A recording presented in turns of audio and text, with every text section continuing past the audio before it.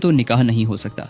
अबू बकर रदी अल्लाह ताला अन्हु की बात सुनकर खौला फौरन रसूल पाक सल्लल्लाहु अलैहि वसल्लम के पास इसका हल लेने चली गईं। रसूल पाक सल्लल्लाहु अलैहि वसल्लम ने खौला की बात सुनकर मुस्कुराते हुए जवाब दिया, अबू बकर तो मेरा खून का भाई नहीं है, वो मेरा दीनी भाई है। इस सूरत में इस निकाह में कोई रिश्तेदारी की रुकावट नहीं है। रसूल करीम के इस फरमान के बाद खौला खुशी खुशी अबू बकर रदी अल्लाह ताला अन्हु को ये खुशखबरी देने के लिए रवाना हुई और उन्हें सारी बात बता दी।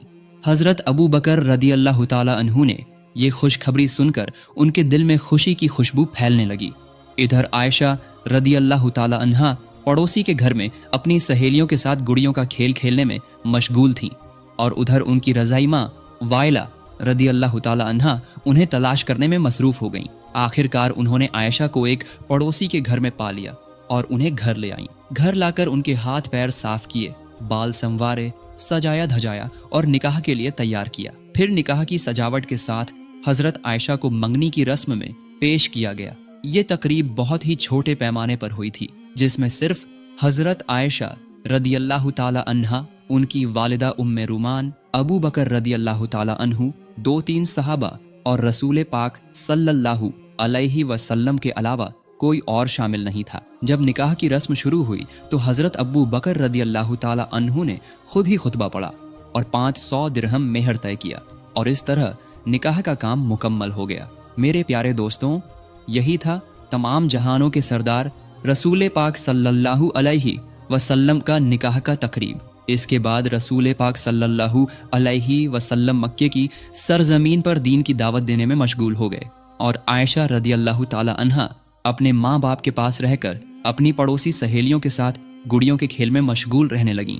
हजरत आयशा की उम्र कम होने की वजह से वो बहुत शरारती थीं। उम्मे रुमान आयशा रदी अल्लाह ताला अन्हा को समझाती बुझाती, लेकिन वो बात नहीं मानती थी। एक दिन उम्मे रुमान ने उन्हें बहुत डांटा, इसलिए आयशा रदी अल्लाह ताला अन्हा दरवाजे के पल्ले पकड़कर मुंह फुलाकर रो रही थीं। उसी वक्त रसूल पाक सल्लल्लाहु अलैहि वसल्लम वहां तशरीफ लाए और उम्मे रुमान से फरमाया, मैंने आपसे कहा था कि आयशा को कुछ न कहिएगा, लेकिन आपने मेरी बात नहीं मानी। रसूल पाक सल्लल्लाहु अलैहि वसल्लम की ये बात सुनकर उम्मे रुमान बहुत परेशान हो गईं और बोली, या रसूल अल्लाह, ये तो मेरी कोई बात ही नहीं सुनती और जब मैं कुछ कहती हूँ तो अपने अब्बू से मेरी शिकायत करती है। रसूलुल्लाह सल्लल्लाहु अलैहि वसल्लम ने फरमाया, चाहे जो भी करे, आप आयशा को कम से कम मेरी खातिर कुछ न कहें, उसे अपनी मर्जी से रहने दें। इधर कुरैश नबूवत के बाद से ही मुसलमानों पर सख्त जुल्म और सितम ढा रहे थे। नबूवत के 12 साल गुजर गए थे इसी तरह, और अब भी उनकी जुल्म जारी था। कुरैश के जुल्म की वजह से मुसलमानों की जिंदगी बिल्कुल खतरे में थी। तभी अचानक एक दिन उम्मीद की एक रोशनी जग उठी। मदीना वालों ने रसूल पाक सल्लल्लाहु अलैहि वसल्लम को मदीना में आकर बसने की दावत दी। उन्होंने वादा किया कि वहां वो मुसलमानों को पूरी हिफाजत देंगे और खुद भी इस्लाम कबूल करेंगे। मदीना वालों के साथ छुप छुप कर अहद हो जाने के बाद रसूल पाक सल्लल्लाहु अलैहि वसल्लम ने सहाबा को हुक्म दिया कि 2-1 करके मदीना चले जाएं, लेकिन बिल्कुल छुप छुप कर, ताकि मक्के के काफिरों को पता न चले। फिर भी उन्हें पता चल गया। इसके बावजूद भी छुप छुप कर बहुत सारे सहाबा मक्के से मदीना हिजरत करके चले गए थे। रसूल पाक सल्लल्लाहु अलैहि वसल्लम ने भी मदीना जाने का फैसला कर लिया था। बस अल्लाह ताला के हुक्म का इंतजार था। जब भी अल्लाह की तरफ से इजाजत आएगी तभी वो मदीने के रास्ते पर रवाना होंगे। एक दिन दोपहर के वक्त रसूल पाक सल्लल्लाहु अलैहि वसल्लम अबू बकर रदी अल्लाह ताला अन्हु के घर तशरीफ लाए। आज न जाने क्यों रसूल पाक सल्लल्लाहु अलैहि वसल्लम का चेहरा कुछ परेशान नजर आ रहा था। जब रसूल अल्लाह अबू बकर रदी अल्लाह ताला अन्हु के घर पहुंचे तो देखा कि अबू बकर रदी अल्लाह ताला अन्हु की 2 बेटियां आयशा और अस्मा अपने अब्बू के साथ बैठी हुई थीं। घर में और कोई नहीं था। रसूल पाक सल्लल्लाहु अलैहि वसल्लम का गैर वक्त में अबू बकर रदी अल्लाह ताला अन्हु के घर आना देखकर अबू बकर रदी अल्लाह ताला अन्हु घबरा कर बोले, या रसूल अल्लाह, लगता है कोई खास बात है। रसूलुल्लाह सल्लल्लाहु अलैहि वसल्लम ने फरमाया, ऐ अबू बकर, मुझे मक्के से मदीना हिजरत करने की इजाज़त मिल गई है।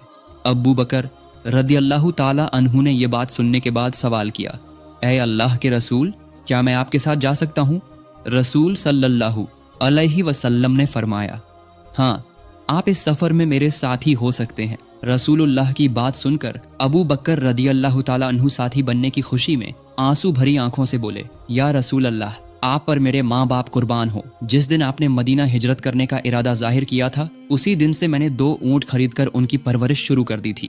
अबू बकर रदी अल्लाह ताला अन्हु की ये बात सुनकर रसूल पाक सल्लल्लाहु अलैहि वसल्लम बहुत खुश हुए और वो अबू बकर रदी अल्लाह ताला अन्हु के घर में शाम होने का इंतजार करने बैठ गए। इधर हजरत अबू बकर रदी अल्लाह ताला अन्हु ने सफर की तमाम तैयारियां शुरू कर दी। रसूलुल्लाह सल्लल्लाहु अलैहि वसल्लम को खुफिया सूत्रों से पता चल गया था कि अबू जहल समेत दूसरे कुरैशी सरदार मिलकर रात के अंधेरे में मुहम्मद सल्लल्लाहु अलैहि वसल्लम को दुनिया की सतह से मिटा देने की साजिश कर रहे हैं। नाउजुबिल्लाह। रसूलुल्लाह सल्लल्लाहु अलैहि वसल्लम को ये खबर मिलने के बाद उन्होंने अपने चचेरे भाई अली रदी अल्लाह ताला अन्हु को बुलाया और उनके हवाले तमाम लोगों की अमानतें कर दी।